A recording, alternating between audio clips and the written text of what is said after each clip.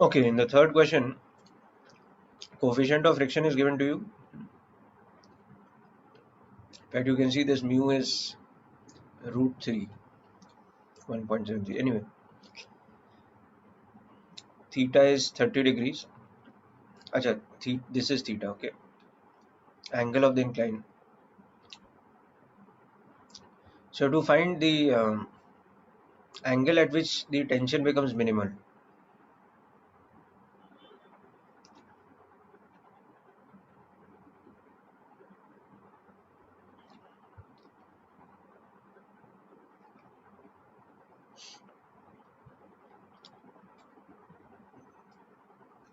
Okay, so start with the free body diagram.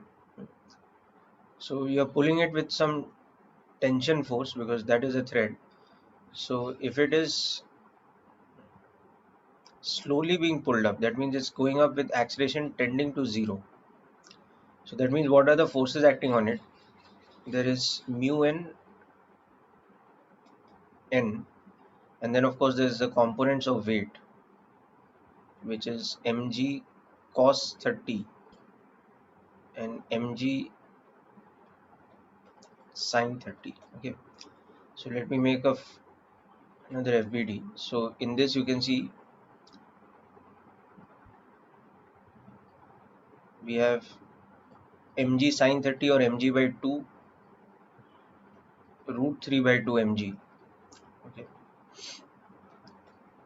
we have normal reaction. Okay. Now this tension I'll divide into components. So we have T cos theta, T sin theta, and now we have friction,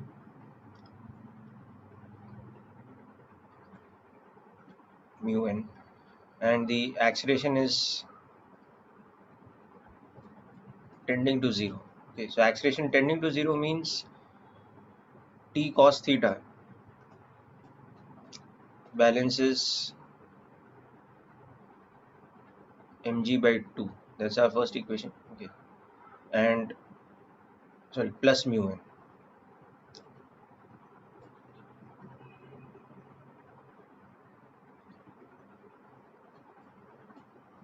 Friction. That's our first equation, and n's value will come out to be root 3 by 2 mg minus T sin theta. That's our second equation. Okay, so from this you substitute this here. Okay, so you'll get T cos theta is equal to mg by 2 plus mu into n, which is root 3 by 2 mg minus T sin theta. Okay, so bring the T on one side.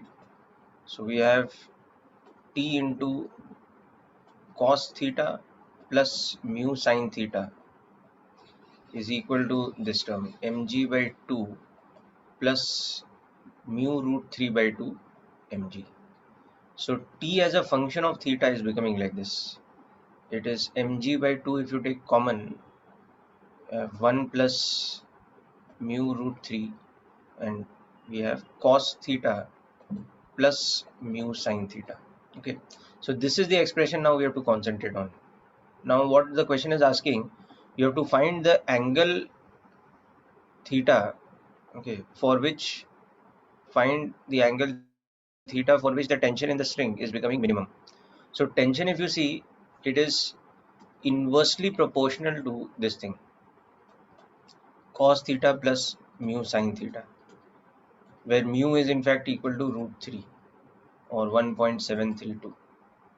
Okay, so if T is inversely proportional to this, that means T is minimum when this thing cos theta plus mu sin theta is maximum.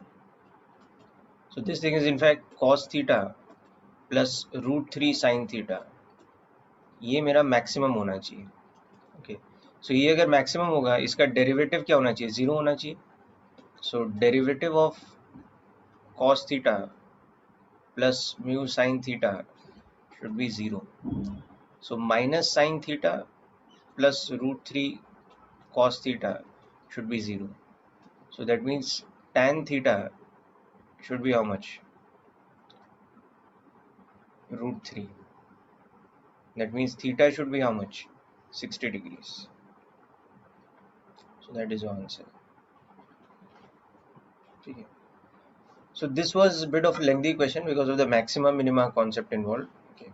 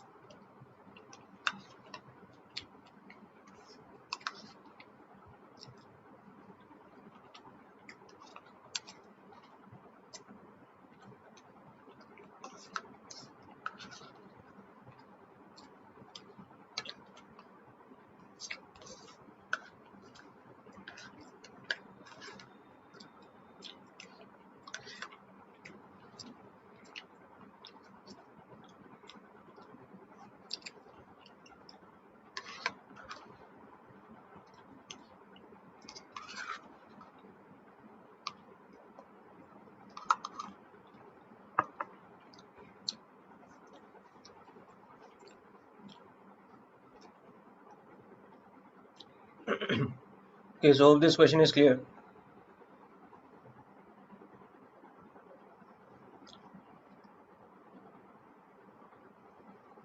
Sarvesh, you've understood?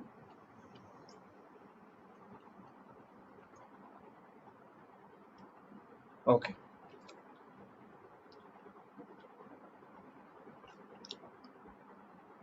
Okay, okay. Now, what about fourth question?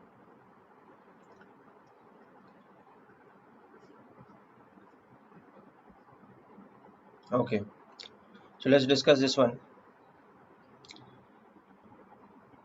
So fourth question is about constraint relation. Okay, so velocity of m1 is v1. So m1 is moving in this direction at v1, and m3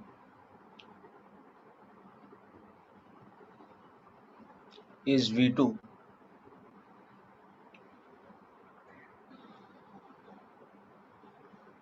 Oh, this is just a mistake here. This should be v3.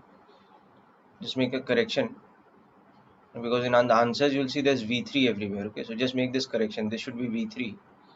So this is moving at a speed of v3. Okay, so now the question is that what should be the velocity of this one?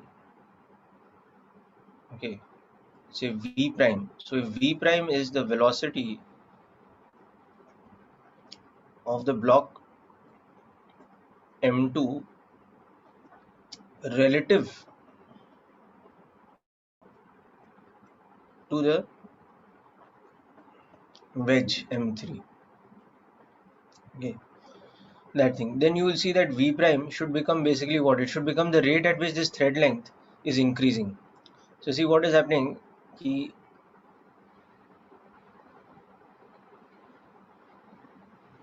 If this is the situation initially, okay, okay, now what will happen after a bit of time? This block would have moved here. So यहाँ पे कितना displacement हुआ है? v1 delta t. This wedge would have moved here. So यहाँ पे कितना displacement हुआ है? v2 delta t. So the thread length has decreased by how much? It has decreased by v1 delta t. So this v3, okay, plus v3 delta t. That is the amount by which the thread length has decreased. Because यहाँ इतना thread length चला गया, यहाँ पे इतना thread length चला गया. So this has to increase by that much. So if this is going down relative to it by v prime, so it has to be increasing by v prime delta t, and the total change in thread length should be 0. The change in thread length should be 0 because thread length is constant. Okay, so that's why we are getting v prime should be equal to v1 plus v3, and this v prime should be what? It should be the velocity relative to the wedge. So this should be the correct answer. This is the wrong answer, therefore. This is the wrong answer, therefore. This is the wrong answer, therefore. So wedge के frame में क्या हो रहा है? If you are standing in the frame of the wedge, the block is moving from here to here after some time. So how much thread it is pulling? It is pulling, so V prime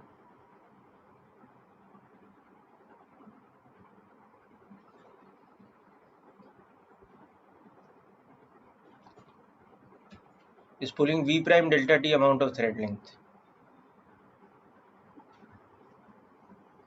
ये जो thread length ये pull कर रहा है वो V prime delta T है. Whereas between the block and the pulley of the wedge, the thread length is decreasing by how much? It is decreasing by this much.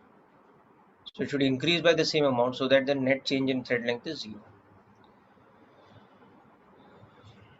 Have you understood this?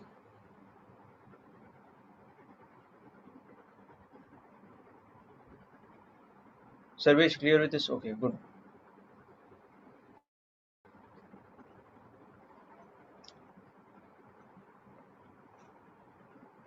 Okay, fifth question, very standard 2-block problem. Any doubts with this one?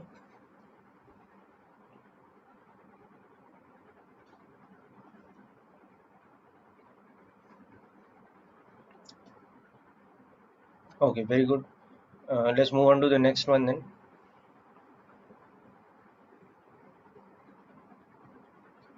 Okay, sixth question also pretty standard. I think anyone has a doubt?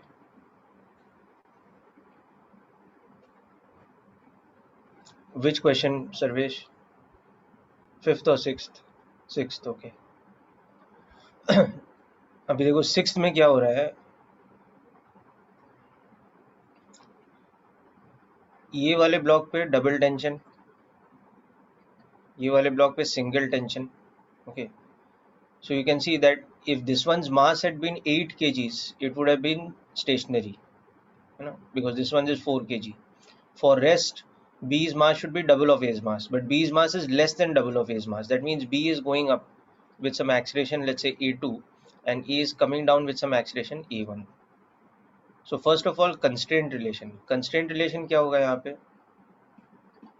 A1 will be equal to twice of A2, correct? You're understanding from thread length. See, if the block B goes up by a certain length, goes up by a certain distance, it will release how much thread? Twice of that, no? If it goes up here by X, then this one will have to come down by 2x. So A's displacement will have to be double of B's displacement in magnitude. So that's how we'll get.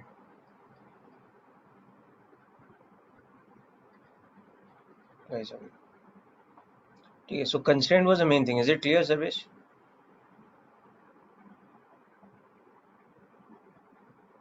Rest is free body diagram. So for A, we have 4G minus T is equal to 4A1. मैं बताया ना, देखो इस पे 2T add कर रहा है B पे ना, B पे टेंशन 2T है और वेट 5G है, और A पे टेंशन T है और वेट 4G है. So if they had been equilibrium, then the ratio of masses should have been 2:1 ना. यहाँ पे रेशियो 2:1 से कम है ना, इसीलिए. और वो अगर आपने गलत भी ले लिया ना, एक्सलेशन आपको नेगेटिव आ जाएगा. If you assume the acceleration is in opposite direction, you will get it negative and it will show that direction should be opposite. So for B we have 2T minus 5G is equal to 5A2, and this you just write as 4 into 2A2. Okay, just solve this equation, you will get. So multiply this whole equation by 2 and add these two. So you'll get 8 minus 5G is equal to, on the other side, 16 plus 5 A2. So A2 is coming out to be how much?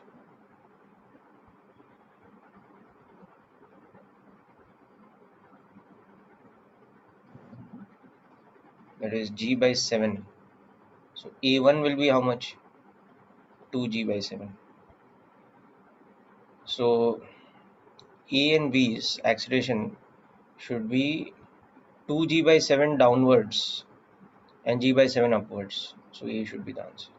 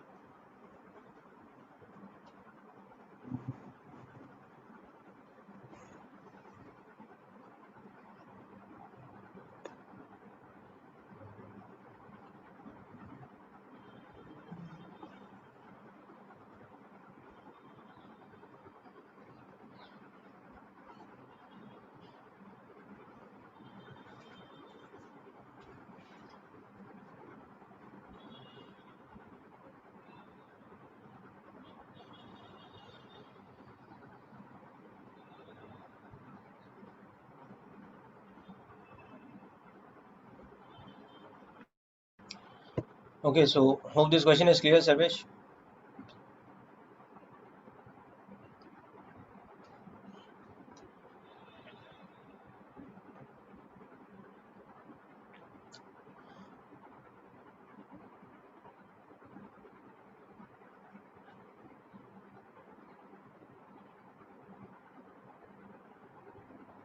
Okay, seventh one.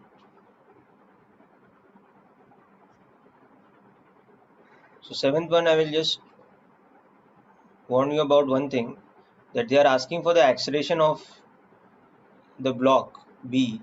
So they are asking for the acceleration of the block B in ground frame. This is with respect to ground. Okay. Now you can see very easily that if this has an acceleration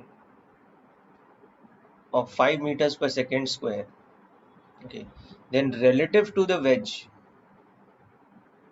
this will have an acceleration of 5 meters per second square like this because of thread length. If this wedge moves from here to here by x, it will release x amount of thread. No? So relative to the wedge, this block will have to move by x from thread length conservation. Okay. So acceleration of the block B relative to the wedge, this is relative acceleration. This will be equal to 5 meters per second square along this direction. So this direction we can express how, if we take xy axis like this direction is like this, where this angle is 60 degrees. Okay. So this unit vector, so it will become cos 60, which is half, so minus half I cap sine 60 j cap like this. Okay. So acceleration of the block in the ground frame will become acceleration of the block relative to the this thing wedge plus acceleration of the wedge. So acceleration of the wedge itself is how much? Acceleration of the wedge is 5 I cap. So this vector and this vector have to be added. So acceleration of the block in the ground frame, you can see, will become 5 minus 5 by 2 I cap minus 5 root 3 by 2 j cap. So that is 5 by 2 I cap minus 5 root 3 by 2 j cap. So magnitude wise, this is also 5.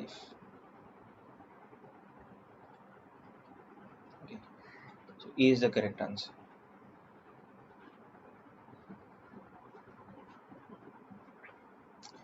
So it's a coincidence that relative acceleration and absolute acceleration have same magnitude. So even if you made the mistake of thinking कि relative acceleration पूछा है, you would have got the correct answer. But in general, you should understand when they're asking for the acceleration of the block, it is not the relative acceleration they're asking about. It is the absolute acceleration in ground frame. This is relative to the wedge,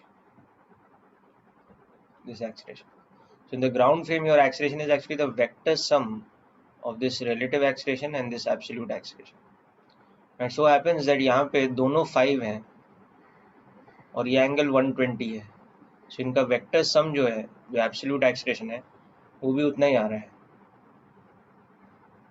this will also come out to be 5.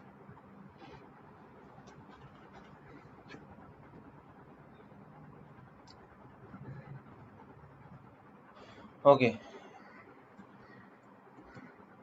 so hope this is clear.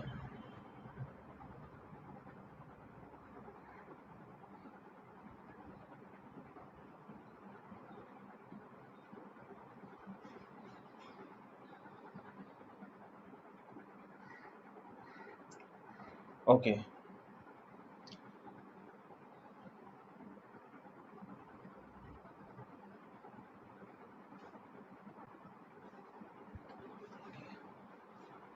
what about 9th and 10th question? Any doubts in this?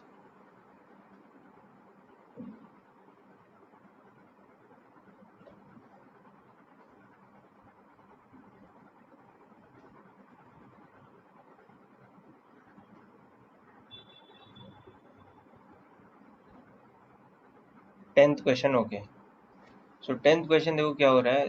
This triangular wedge is fixed to the ground, both the surfaces are smooth, and blocks A and B have the same mass. So let's say that mass is m.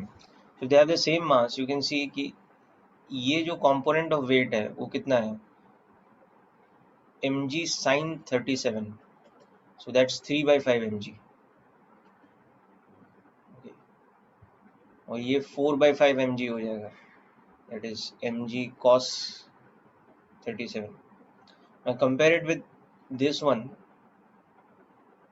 This will be mg sin 53. So that's 4 by 5 mg. And this is 3 by 5 mg. So which is dominating? This is dominating. So the direction of acceleration will be like this. This will be going up, this will be coming down. And now just some tension. Of course, there's normal reaction also.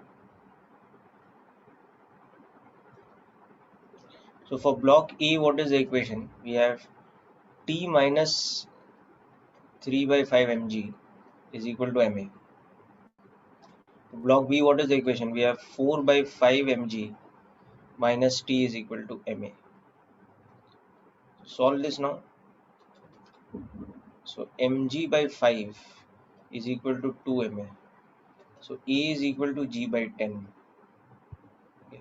So the block A is having g by 10 up the incline, and block B is having g by 10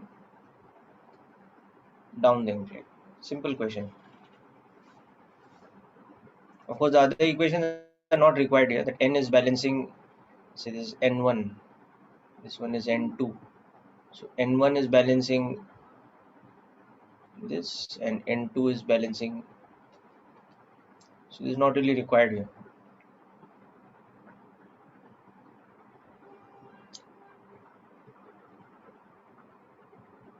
Okay, so Soumya, I hope this is clear.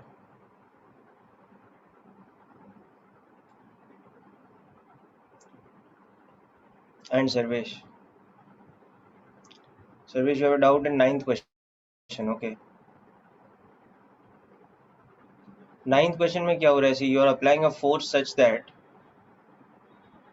normal reaction between the block and the mass is becoming 0. Okay. So if this contact force is becoming 0, that means what should happen? This should be moving with an acceleration so fast, and that acceleration will be equal to F by m, such that n is equal to 0 on the block small m. So easiest way to understand that is make the FBD of small m with respect to the non-inertial frame. which is traveling with an acceleration a like this, तो उस पे pseudo force ऐसे लग रहा होगा, okay, and its weight is like this, okay, and we want that normal reaction should be 0. So you want normal reaction should be 0, then this component of weight, that is mg cos theta, should be balanced by this component of pseudo force. Okay, so A should be equal to g cot theta. This is the condition. So back to F. F should be equal to how much? Capital M A. So capital Mg cot theta.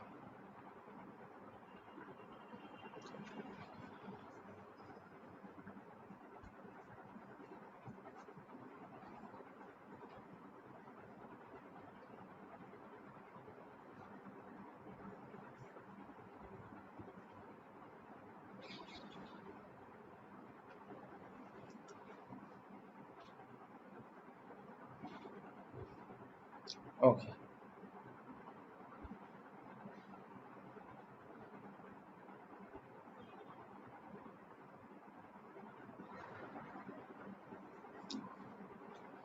Okay, 12th question, I think simple enough.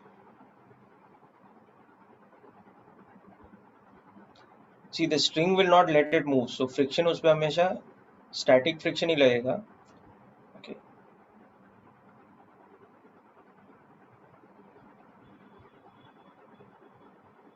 So you can see that maximum static friction is coefficient of static friction into normal reaction. So that is, just a second.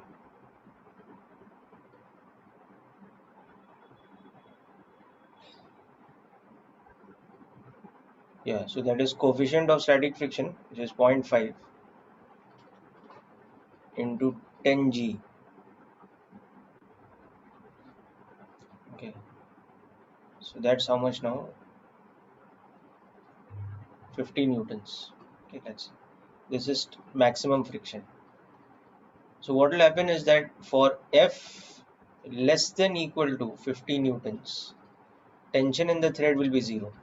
Okay, and for F greater than 50 newtons, the tension will just become 50 minus, I mean F minus 50.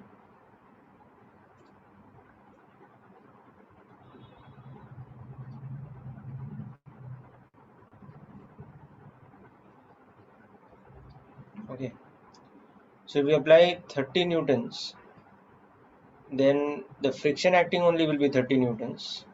So this is a correct statement. We have to check out what is incorrect. Okay, so this is also correct, because 50 newtons of static friction is available to us. If we apply a force of 60 newtons, the tension in the thread will become, yeah, because the static friction acting will be 50. For F is equal to 60, static friction will be equal to 50 newtons only, which is the maximum value, and tension will become F minus this, so it will become 10 newtons. Okay, so this statement is correct. So the last statement will be the incorrect one.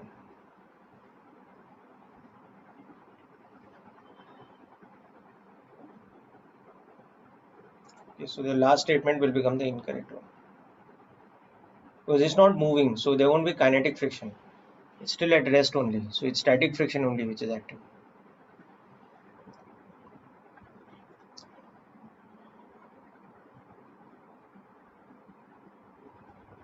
Okay, so hope this question is clear.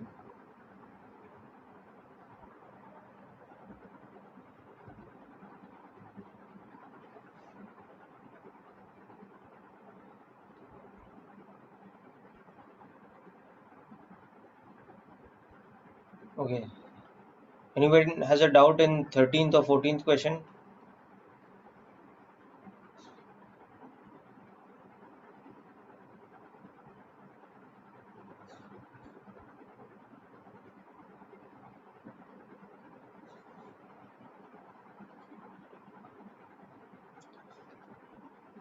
Okay, good.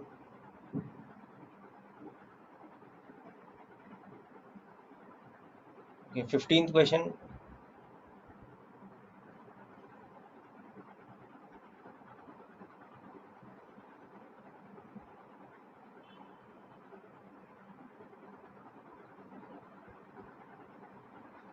Okay, so 15th question, you can see that there are two normal reactions acting like this. Actually, you'll realize from symmetry they are equal, but even if you take different, the normal reactions are acting like this. So ये जो normal reaction है इसका कैसा direction होगा? If this angle is 30 degrees, the normal reaction will be along a line which is at 30 degrees to the vertical. Okay, so when you see the free body diagram,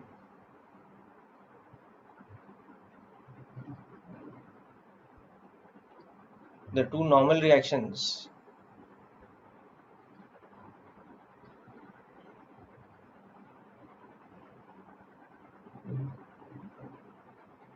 are such that they are at 30 and 30. Okay, so you can use Lami's theorem here also. You can see that this angle is 150, this angle is 150. So n1 by sine 150 is equal to n2 by sine 150 is equal to mg by sine 60. This total angle is like this. So n1 half, my mistake.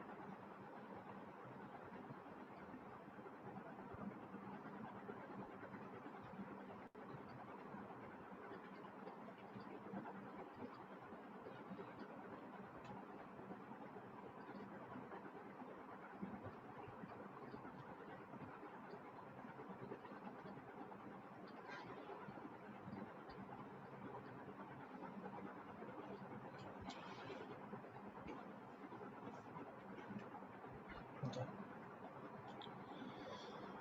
So very simple question, hope this is clear. Okay.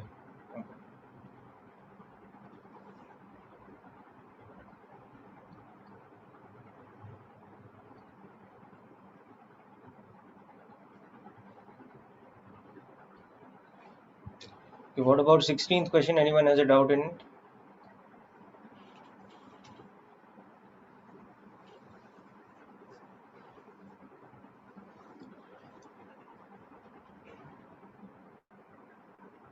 Okay.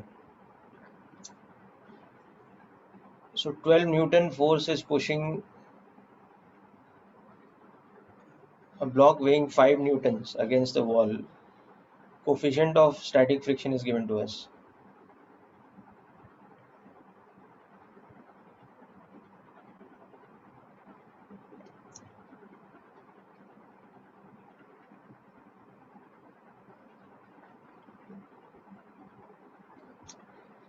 Okay. Mu is equal to 0.6. So static friction's maximum value available to us. Normal reaction यहाँ पे F के बराबर हो जाएगा. So 0.6 into 12, 7.2 newtons. That is the maximum static friction available. So in this case, what will happen is less than that will act. Okay. Static friction of only 5 newtons will act to keep the block at rest. Okay. So the wall is applying a net force of how much?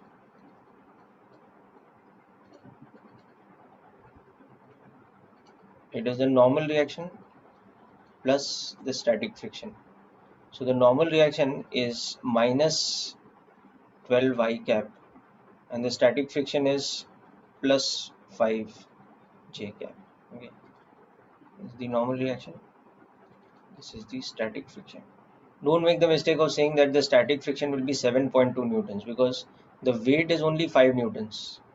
So in that case, it would be accelerating upwards, but that will not happen. Static friction will act will act in such a way that it prevents slipping. So that is why option B is the correct one.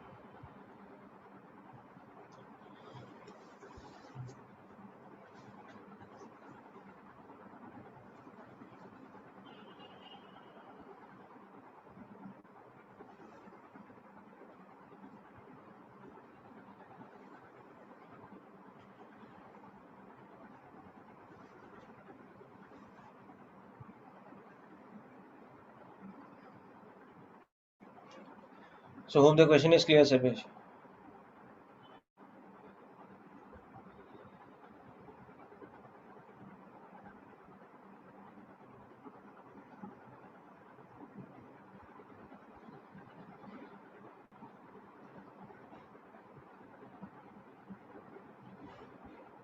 Okay. This question is clear. I think this is a HC Verma question. We had just done it few days back. Anyone has a doubt in this question?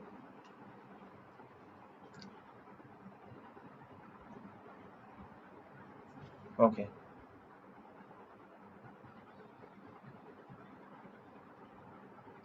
Now the vectors questions. Just let me know if there's any doubt in any of these. 20th question. Okay, I'll come to that. 18, 19 is clear. Okay. So 20th question, let's discuss.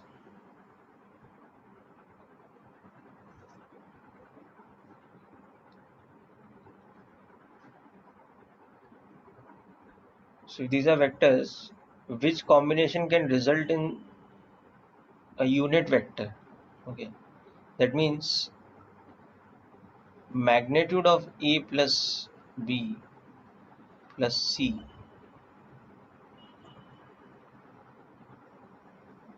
should be equal to 1, and magnitude of A is equal to magnitude of B is equal to magnitude of C equal to 1. So in this case you can see that is happening, no? But in this case you can see that the resultant is 0. Okay. E plus B plus C का resultant यहाँ पे 0 होगा ना, so इस case में 1 नहीं होगा. ठीक है, इस केस में भी कितना होगा, 1 होगा. You see, if I take x and y axis like this, in the first case the vector E is I cap, the vector B is j cap, and the vector C is minus I cap now. So you can see that the resultant is the sum of these three, which is j cap. So it is a unit vector. Okay. In the second case, you can see that they are forming equilateral triangle, so it won't be 0. In the second case, if you write in unit vector notation, this will be I cap, but B will be minus 1 by 2 I cap plus root 3 by 2 j cap, and C will become minus 1 by 2 I cap minus root 3 by 2 j cap. So the resultant will be 0, which you don't need to calculate because you can see in the diagram. But in the third case, again you can see it will be 1, because A is I cap, B is j cap, and C this time is minus I cap. So it's the same combination as this. The resultant will be 0. In this case, again it can't be 0, no? Because A is I cap, B is j cap, and C is whatever this angle be, it is some minus cos theta I cap minus sin theta j cap. So ये resultant 0 नहीं हो सकता है, sorry 1 नहीं हो सकता है.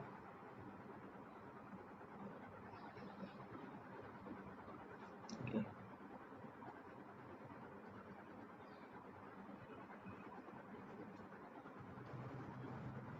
So it is only 1 and 3. Actually, what I think they mean in the fourth part, in fact, is that C is coming out of the plane. So in that case also it can't be 1. Okay, so Soumya and Sarvesh, hope this is clear.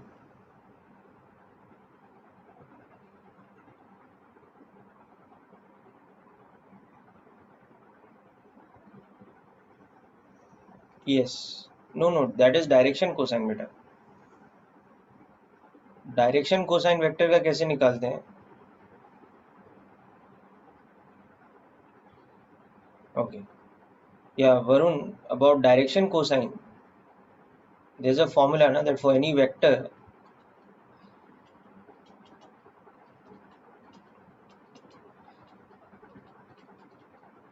okay, cos alpha is ax by mod a, cos beta is ay by mod a, and cos gamma is az by mod a, where alpha, beta and gamma are the angles with respect to the x, y and z axis. So that is how this question has to be solved.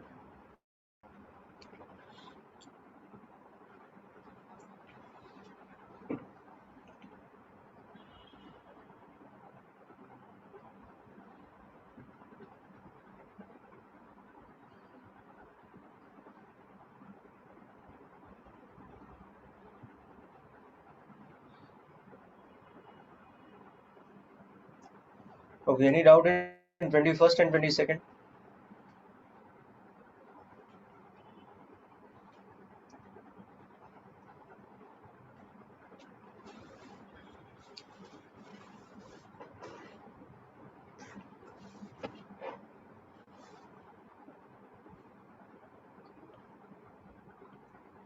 Okay, 23rd I'll come to.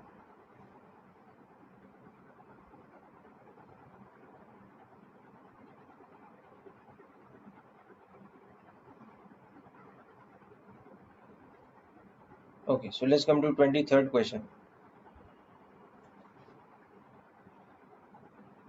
So 23rd question, they are saying that these three are non-coplanar vectors. A, B and C are non-coplanar vectors. That means C, okay, is in the plane, sorry, is not in the plane of A and B. Okay, so therefore C is not perpendicular to A cross B.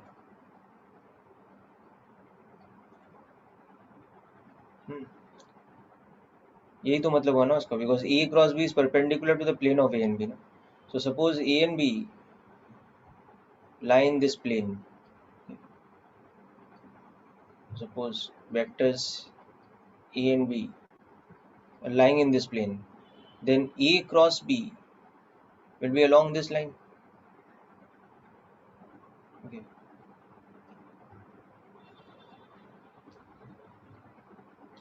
In this case, A cross B will be like this. Now it's saying that C should not lie in this plane. So C could be here, C could be here. Okay. So if C is along this line, it should not be in this plane. So it should not be perpendicular to A cross B. It can be parallel. So if it is parallel, it may be a null vector now. So A cross B cross C.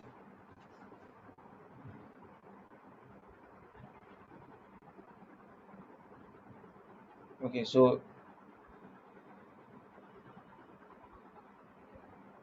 Incorrect option देखना है अपने को. सो देखो, if C is parallel to A cross B, then this will become 0. Or same way, if A is parallel to B cross C. Okay, see what is happening in this. A is not in the plane of B and C. Okay, so therefore A is not perpendicular to B cross C. That's all we know. So if it is not perpendicular, it may be parallel. May be parallel to B cross C. So if A is parallel to B cross C, then it may be a null vector. That's why this option is correct. But may not be parallel also. So this option is also correct. Okay.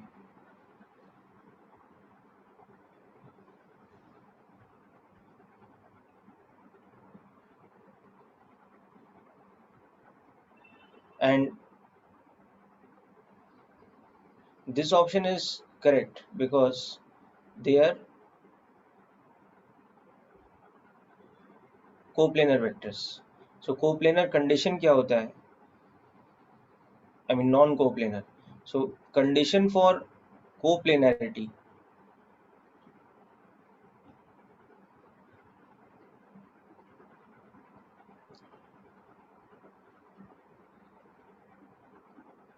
ये क्या होता है? Zero होता है. तो यहाँ पे non coplanar है ना, so it will definitely be non zero. So this option is correct. Okay. So this option is becoming wrong. Maybe zero is not possible. So the incorrect option is option D. That's why the answer is D.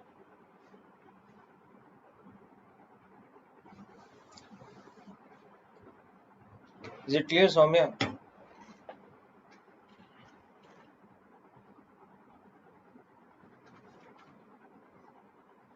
Okay.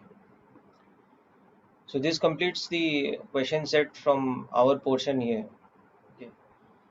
If any doubts still remain in the kinematics part or whatever, you can discuss with Hemant sir during his lecture, or you can send me in WhatsApp. I'll explain to you. But I don't have the question set, so I cannot explain right now.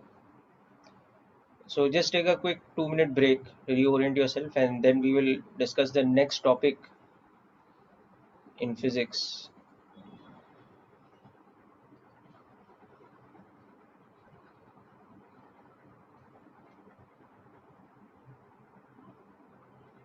Okay. So just take a quick 2 minute break. We will discuss the next topic in physics after that, which where we'll start today with the new chapter, work, power, and energy. Okay. Referred to as WPE.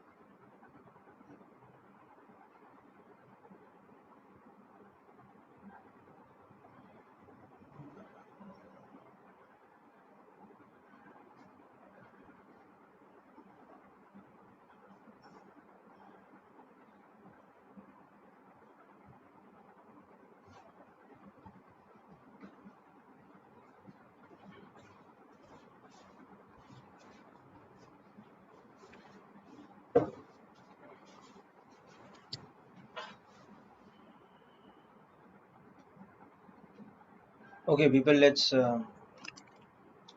begin the next chapter. So we will start this section with the definition of the quantity called work. Okay, or work done.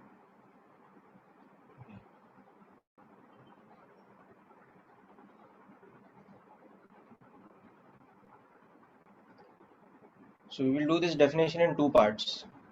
Okay. The first part is work done by a constant force. Okay, acting on a body or particle displaced through S. So this is defined as scalar product of force and displacement. Okay. So but mind you, this is when force is constant. Okay. So W becomes Fs cos theta. So make a note of this definition first.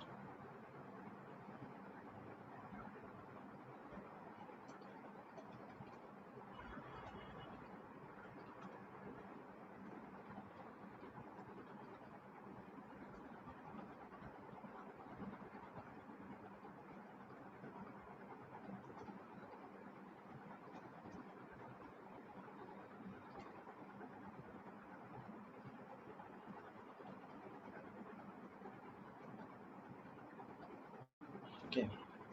These are the SI units.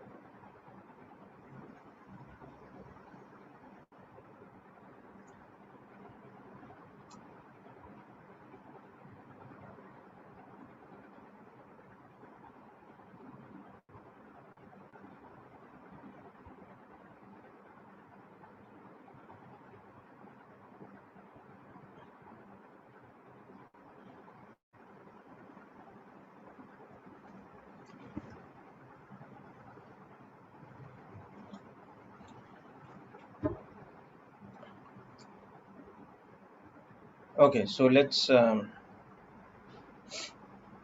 also write down about CGS units.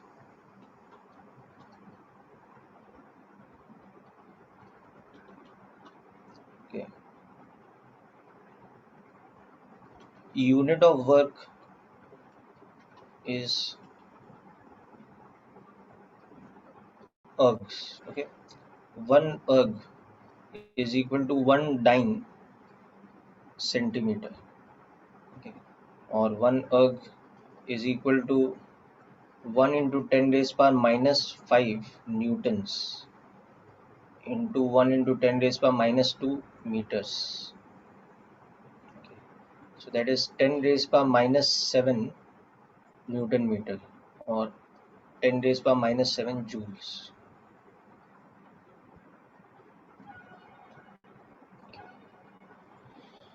So this is just about units, some additional information that you should know.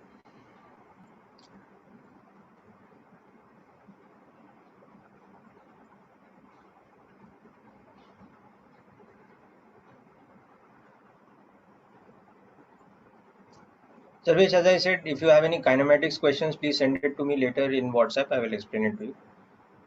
Or you can ask during Hemant sir's class also.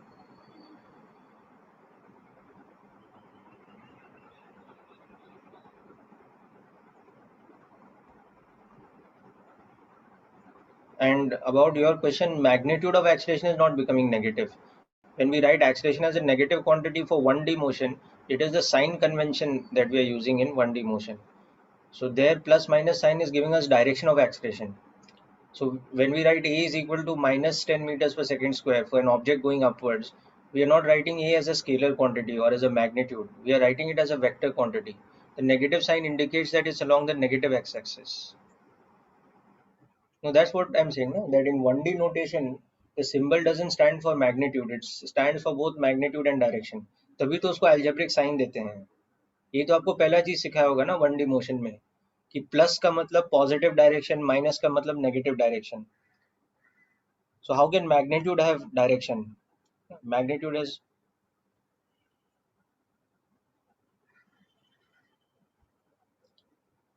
okay. Now additionally, coming back to work done, okay, if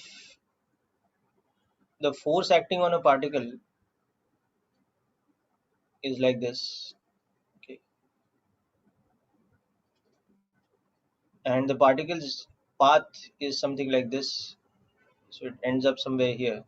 So it goes from this initial position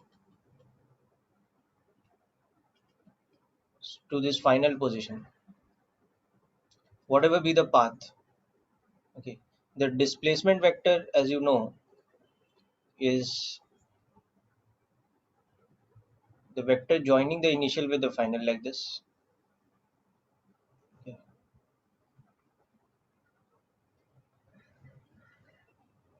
So work done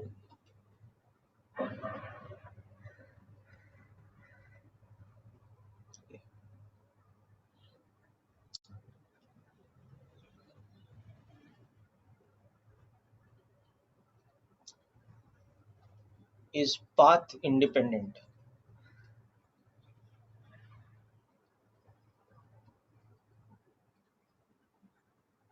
Okay, so this is an additional important point. That means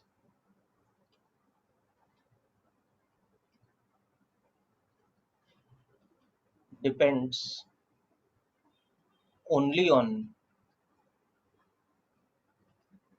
initial and final position. Okay, when the force is constant. So for example, if I had taken the same particle via some other path like this, some path like this, but to the same final position. Okay, so for both the first path, for both parts 1 and 2, okay, the displacement is same. Okay, and that means that the work done is same. So it is path independent, it does not depend on the path. Okay, so this is a very important aspect about work done by a constant force, that the work done does not depend on the path taken by the body or the particle, it only depends on the displacement or the initial and final position.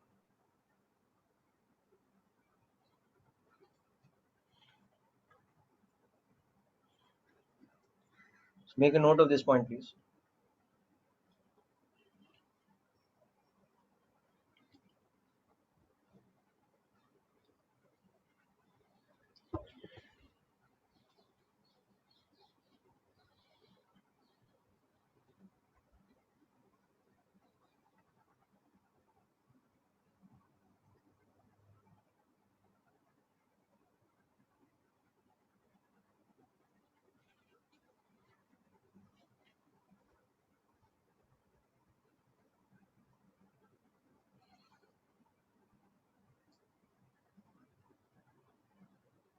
Okay, so let's look at an example next.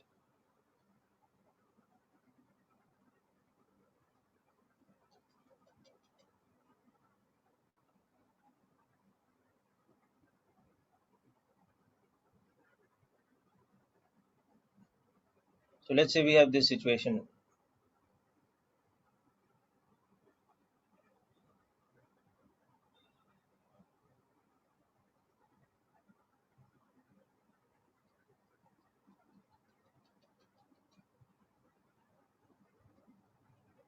Okay.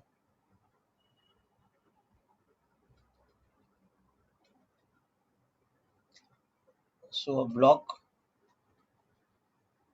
of mass m equal to 20 kgs is at rest on a smooth surface initially.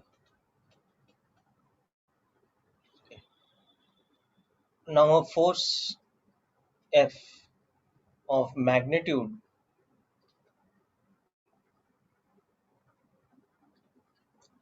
50 newtons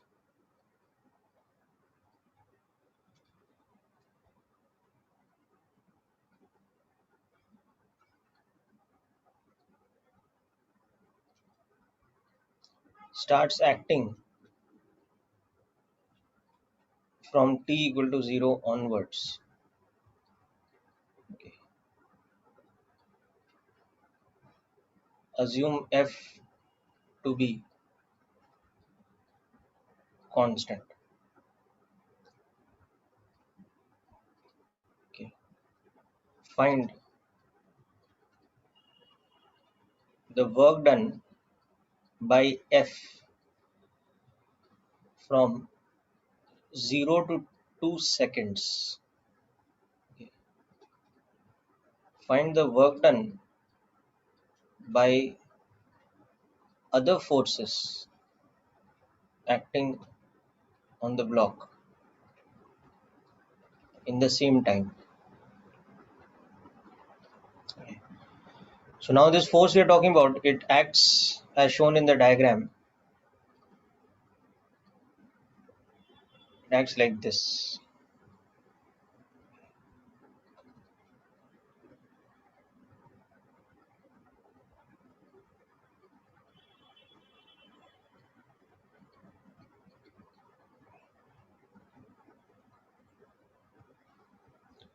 Okay, so let us note down this question, then I'll explain how to work it out to you.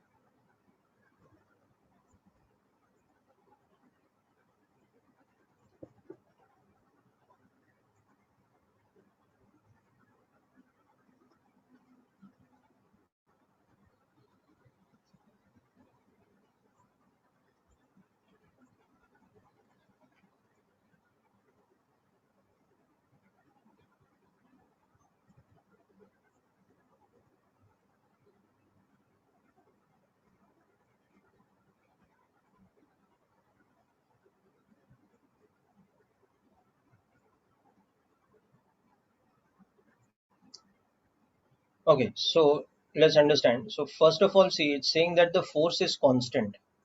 So if the force is constant, it means that the work done is going to be given by this dot product. So next thing is we need to find out that what is the displacement from 0 to 2 seconds. Okay. So for that we have to basically find out the acceleration of the body. So it all comes down to solving the free body diagram, okay, and solving for the acceleration.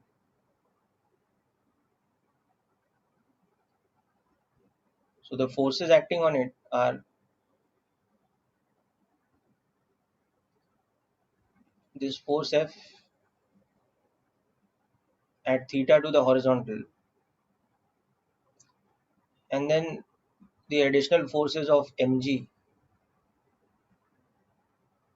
acting vertically downwards, and normal reaction acting vertically upwards. Okay. And all this combination will give it a horizontal acceleration like this. Okay. So we can see that F cos theta will be ma, and of course n plus F sin theta will be mg. Second equation.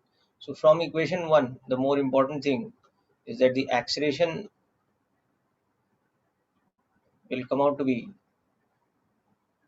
50 into cos 37, so that's 4 by 5 divided by the mass, which I think was 20 kilograms. Okay. So 2 meters per second square. Let's just check the data. Yeah, mass is 20 kilograms, force is 50 newtons, and theta is 37.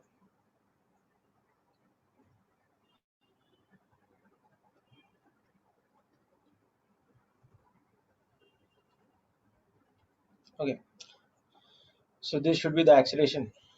Okay, now once we got the acceleration, we can see that therefore s is equal to half at square. So therefore, at t equal to 2 seconds, the displacement is becoming how much? It's becoming 4 meters, because the acceleration is 2 meters per second square.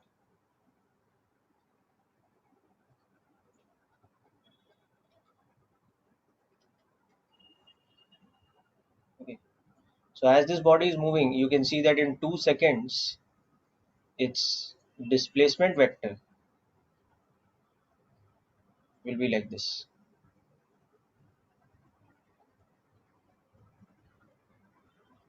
This will be the displacement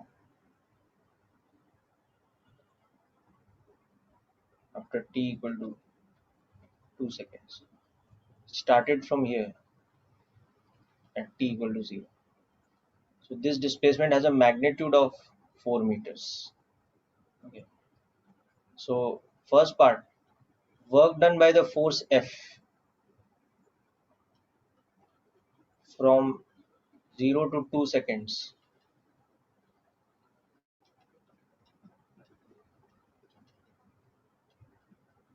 Okay. So 50 newtons force, displacement of 4 meters.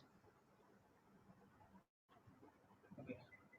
So it will be 160 joules,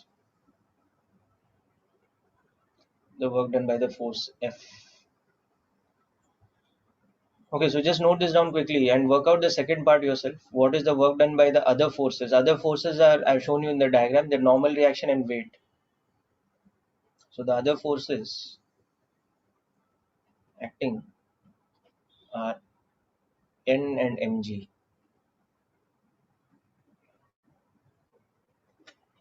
It's a frictionless surface, so there's no other force.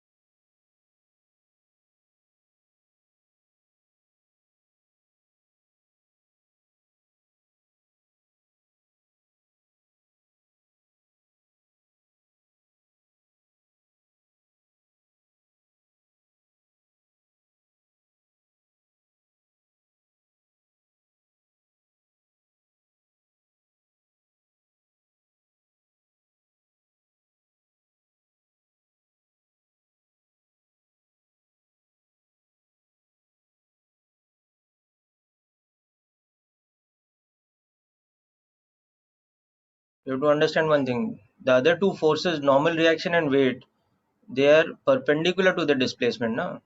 अभी देखो mg कैसे act कर रहा है ऐसा, and displacement is like what? It is horizontal ना. So the angle between them is 90 degrees. So work done by mg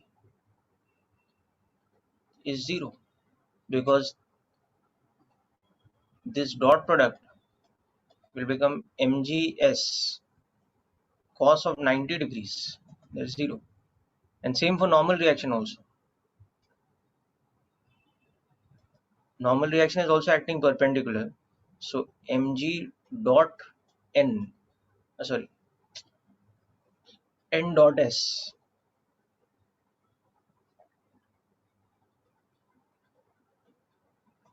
that's also zero, no? Because they are perpendicular.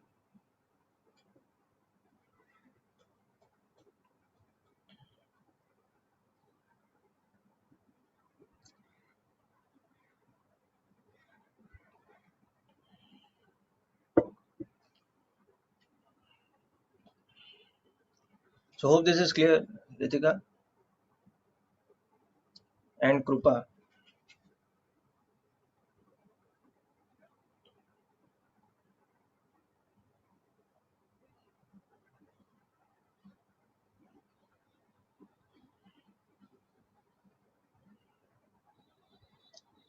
Okay, so let's work out one more question.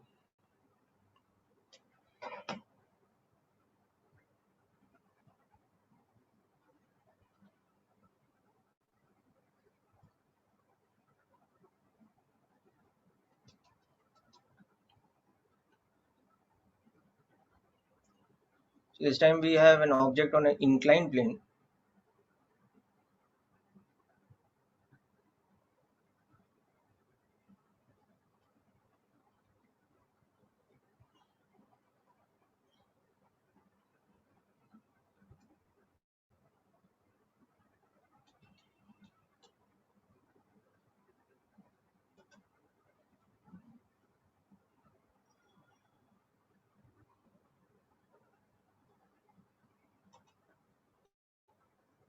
So 5 kg block, take g as 10 meters per second square.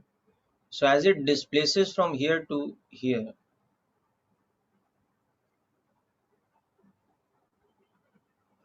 through a displacement of 20 meters, identify all the forces acting on the block and calculate the work done by each one.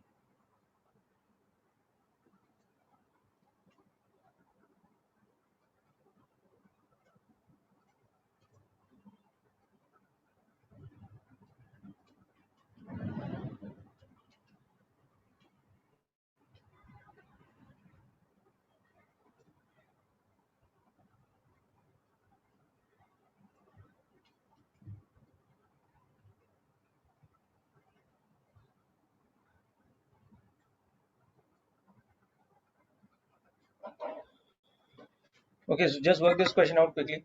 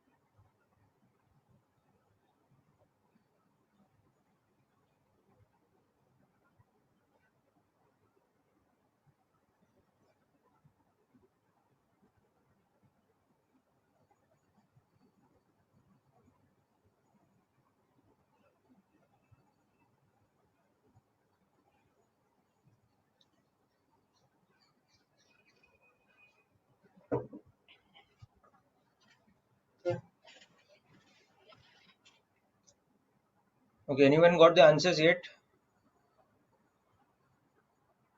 So you can see, as far as the forces acting on the block are concerned, there are how many forces in all? There are three forces: weight, normal reaction, and friction.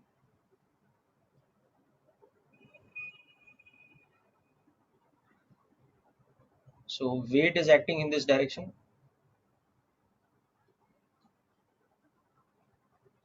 and that is equal to how much? That is 50 newtons. Okay. Then normal reaction will be acting along this direction, perpendicular to the inclined plane,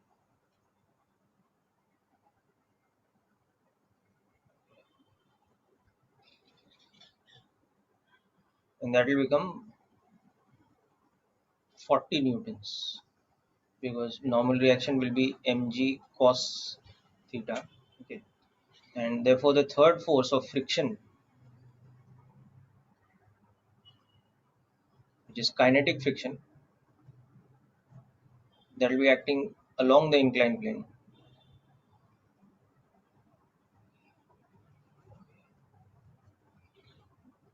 that is mu n. So that will be zero point 0.4 into 4, so it will be 16 newtons. Okay. So these are the three forces which are acting. So identify the forces. Forces are weight, normal reaction, and kinetic friction, first of all. Okay. Now in the midst of all this, the displacement of the object, that is a vector like this over here. This is the displacement vector, and it is of magnitude 20 meters, where it's 90 degrees to this one, and this angle here will be 53 degrees, because theta is 37. Okay. So now from this you can understand the work done by each of these forces. So second part, work done by mg, say work done by gravity. Mg is dot product with displacement. So mg is 50 newtons, displacement is 20 meters, but the angle between them is 53 degrees, that you can see in the diagram. 50 into 20 into 3 by 5. So 600 joules is the work done by gravity. Okay. Now likewise you calculate the work done by the other forces. By normal reaction, find out how much it is. By friction, find out.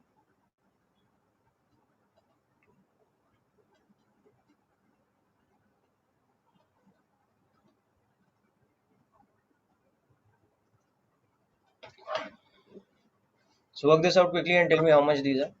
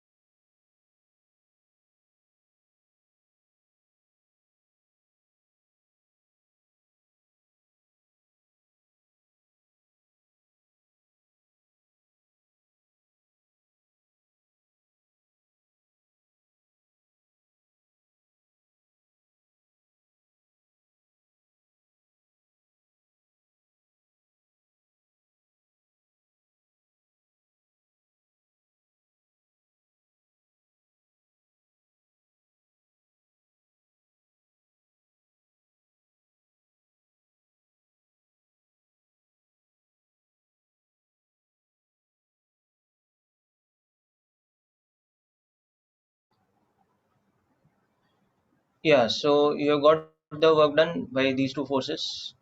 Yes, very good. Work done by normal reaction will be zero. Work done by friction, correct, Varun and Ritika, you have to also note that it will be a negative quantity, है ना, because the angle is 180 between them. तो यहाँ पे क्या हो जाएगा, ये तो हो जाएगा 40 into 20 but into cos 90. So this will be 0. Okay, so this was obvious. They are perpendicular, so it had to be 0. But this last one here, kinetic friction का magnitude कितना है, 16 newtons. Displacement is 20 meters. But the angle between them is 180 degrees. Okay, so this is doing negative of 320 joules. Okay, so one thing which is important in the formula of work done, if theta is obtuse, okay, whether it is 120 degrees, 180 degrees, 150 degrees, whatever, okay, then work done is a negative quantity.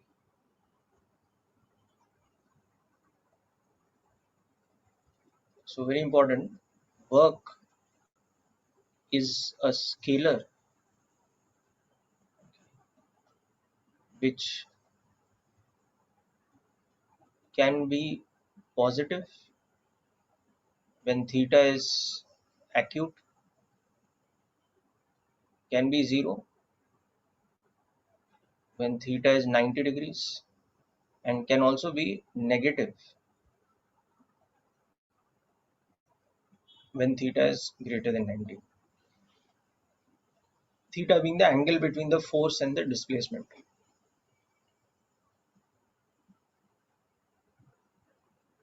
Yes, Sarvesh, we've been through this many times. Yeah, scalars can be negative.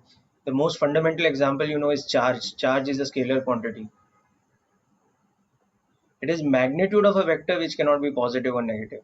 But scalar can be positive or negative also. Depends on what type of scalar we are talking about. If we are talking about mass, it cannot be negative. If we are talking about distance covered, it cannot be negative.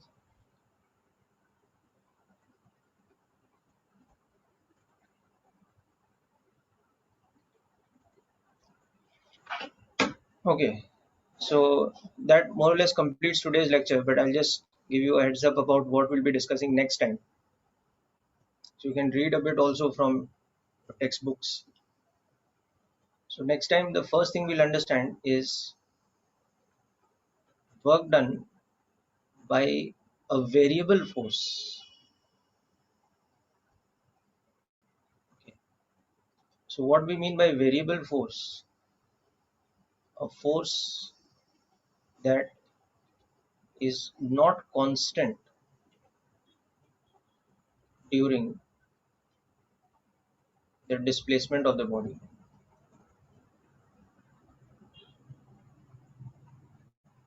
Okay. The best example of that is spring force.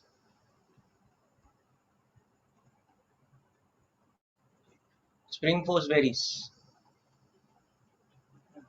It's kx in magnitude. So,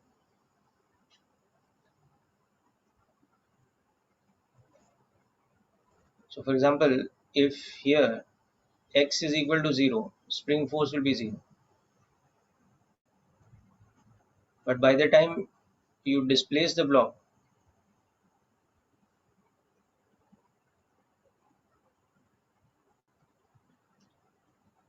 let's say x equal to x1, the spring force acting on it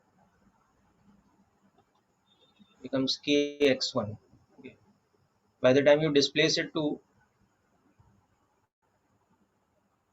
x2,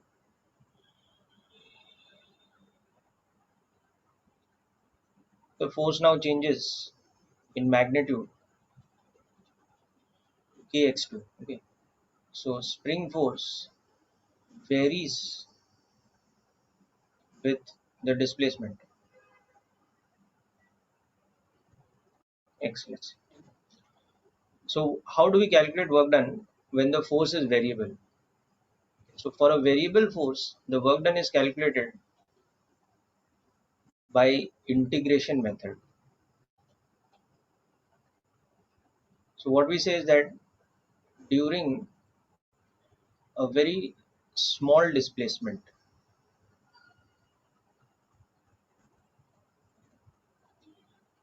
ds. Okay. If the force is F, then work done during that small displacement is F dot ds. Okay. Therefore, total work done becomes summation of the work done for all displacement, but summation is done by integration. So total work done becomes integration of F dot ds. So this is the definition we will look at in detail next time and understand this in application, that work done by variable force is calculated by integration method by this formula. Okay. So look up this part, work done by variable force by integration from HC Verma or from your, you can even look at it from NCERT textbook, or if you have Resnick Halliday, then best will be Resnick Halliday. And make sure you complete the questions of your common test which happened on Sunday. If there are any other pending doubts, please send them to me. But do the questions once again, especially the questions which you've got wrong, and also complete anything pending in friction and laws of motion. Okay. So that's it for today's session, people. Wish you all the best.